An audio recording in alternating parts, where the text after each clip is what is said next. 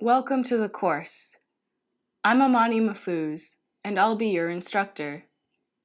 In this course, we'll focus on ingesting data, a fundamental step in any data science project. After all, you can't analyze what you can't access. Along the way, you'll learn some techniques to clean messy data. To do this, we'll use the Python library pandas. Pandas was originally developed by Wes McKinney in 2008 for financial quantitative analysis, but today it has a large development community and is used in many disciplines. Pandas makes it easy to load and manipulate data, and it integrates with loads of analysis and visualization libraries.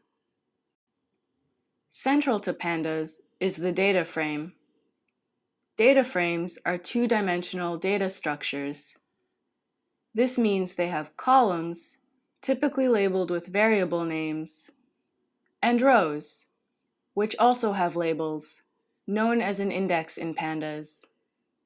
The default index is the row number, but you can specify a column as the index, and many types of data can be used. While you can create data frames by hand, you'll usually want to load existing data. Pandas handles many data formats, but let's start with a basic one: flat files. Flat files are simple, making them popular for storing and sharing data. They can be exported from database management systems and spreadsheet applications, and many online data portals provide flat file downloads. In a flat file, data is stored as plain text, with no formatting like colors or bold type. Each line in the file represents one row, with column values separated by a chosen character called a delimiter.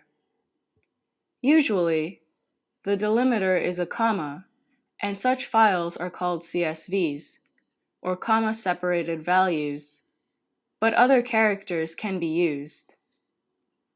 A single pandas function loads all flat files, no matter the delimiter. Read CSV. Let's import some tax data published as a CSV by the Internal Revenue Service, the U.S. government's tax collection agency. This file has information about household composition and income by zip code, making it useful for social and economic analyses. First, we import pandas as PD. PD is the conventional nickname for pandas. Then, we pass the file path as a string to pd.readcsv and assign the resulting data frame to a variable, tax data here. Finally, we check the first few rows of the new data frame with taxdata.head.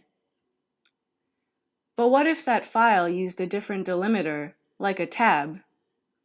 Rather than have different functions for every possible delimiter, Pandas lets you import any flat file with readcsv and its sep keyword argument.